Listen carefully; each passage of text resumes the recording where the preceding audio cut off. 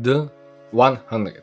Why the 100 is one of, if not the best, science fiction series of all time, how it showcases a scenario closer to regular people's imagination, and what most people expect to happen if a nuclear war breaks up, showing people's real nature of revenge, greed, the never stopping need for power and control, and many more bad qualities in us, presenting a perspective on how uneducated and unexperienced people take decisions that usually require both of those qualities and what are the consequences. These are just the things that the series touches only in season 1. So we will talk about season 1 today, and further ahead I will break down all the other seasons and what is the theme there. The 100, one of my personal series of all time, and why I think it's the pinnacle of how a post-apocalyptic series should unveil. Set in the year 2149, 97 years after a nuclear war broke on Earth and killed everyone, allegedly, the only people left are the people living on a space station at the time of the war breaking up.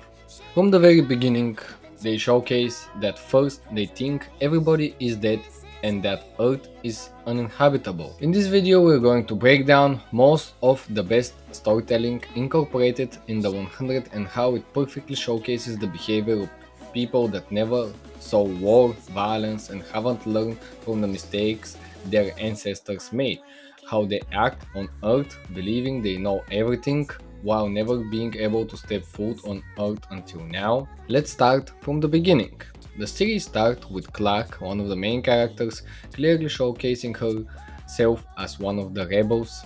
Sooner we find out that all of them are finally sent to Earth to see if it is inhabitable so they can go back.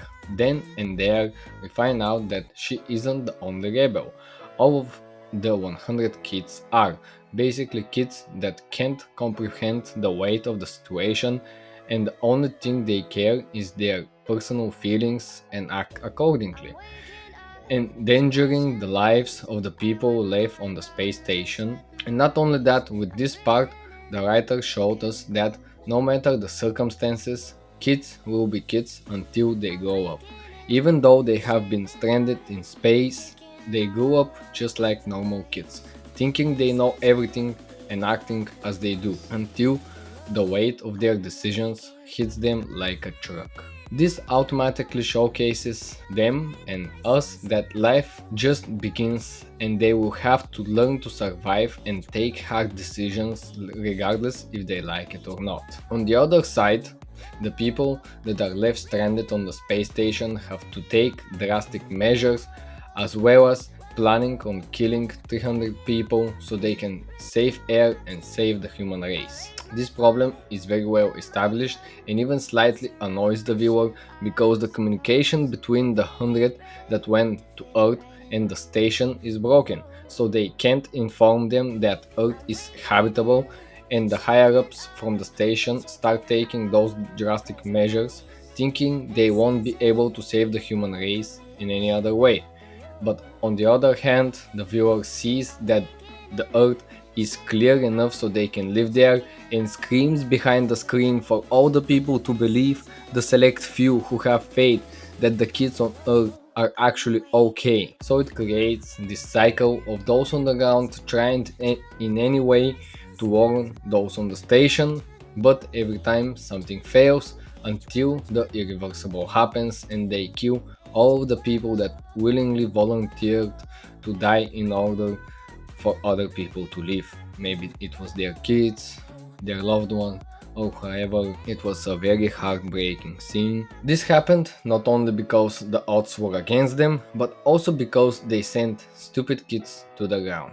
Rather than searching how to survive and thrive, how to build for the future, they focused on sex, fighting, and rebelling against the people, thinking they are something better now, that no one should tell them what they should do, while at the same time not knowing what to do exactly and what is the right decision. Showcasing how uneducated they are about surviving and that they start from the very bottom of the food chain, just because they care more about emotions rather than pure surviving. But maybe, just maybe, this is what got them successful later on. It depends on how you look at it.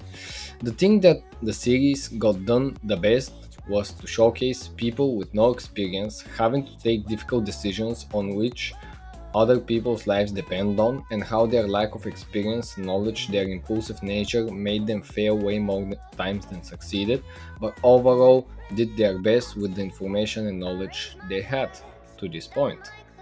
Overall, the first season was to establish the two different types of thinking in critical situation, where the grown-ups fail and where the kids do.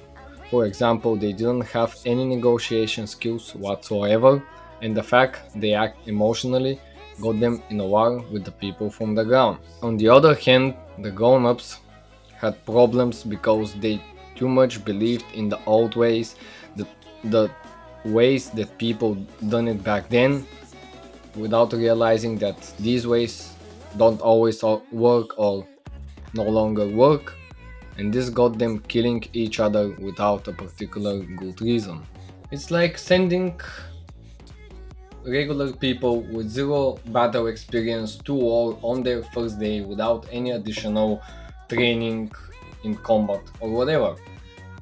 They will do whatever they can based on their experience, their knowledge in regular life, their regular life experience, but on the mental warfare, on seeing death, on having to survive without having any experience in dealing with such stuff, you won't do very well because you're not mentally or physically prepared for such survivability. On the other hand, the people on the station do something wrong as well. They do something over and over again without changing anything in it and expecting a different outcome.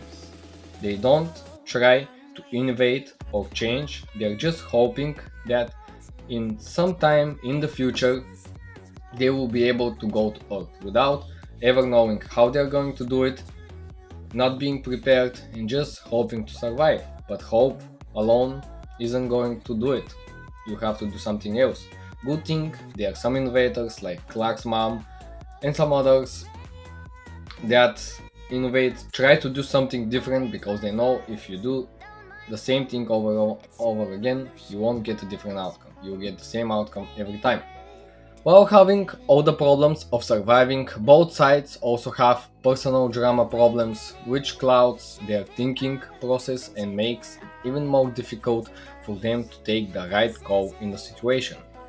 Like for example, Bellamy, without knowing the entire picture, he cuts the radio of Raven when she lands and throws it in the water out of fear because he shot the Chancellor, but he didn't know that he survived, that he didn't kill him, and that they needed the radio to save 300 people because of lack of information. They were about to kill them otherwise. Lack of information, again, is a tool that is used in every series ever created.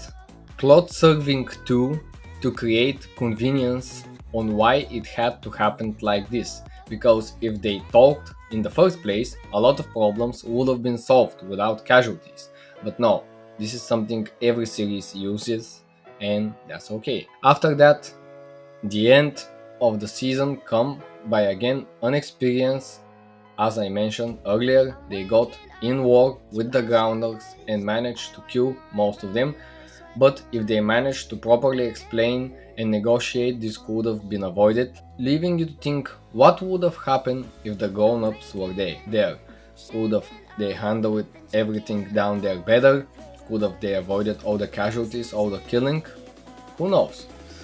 For the end, I wanted to mention that the entire first season is set up so you can see a perspective of people that have suffered the consequences of war but haven't ever been in one, both grown-ups and kids, so they haven't learned anything, they just continued acting as humans do, just in a different home, in space, showcasing how human nature of killing each other, revenge and greed and hate will follow us as a race no matter the circumstances.